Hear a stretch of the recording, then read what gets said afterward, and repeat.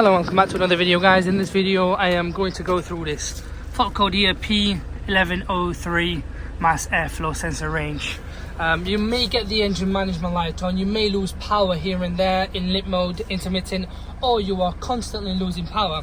Now, it's a Defender 90 2.4 diesel. I'm sure the 2.2 diesel is also similar and identical.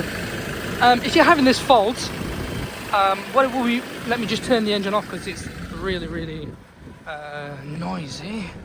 Let's switch it off. There we go. God, that's much more quieter. It's like a tractor here. So if you're getting this sort of fault code, what we would say is check the mass airflow sensor. A lot of you have got snorkels up there. Make sure there is no leak, make sure everything's fit tight. But the most common issue you will have is this sensor here, the mass airflow sensor. Make sure if you do get one, it's OEM. Obviously I can't get the there is the product code. Now this could be the fault, this here. If it isn't, you can take it out and clean it with an electrical sprayer, clean it. If not, just check the piping. As you can see, there's leaks here.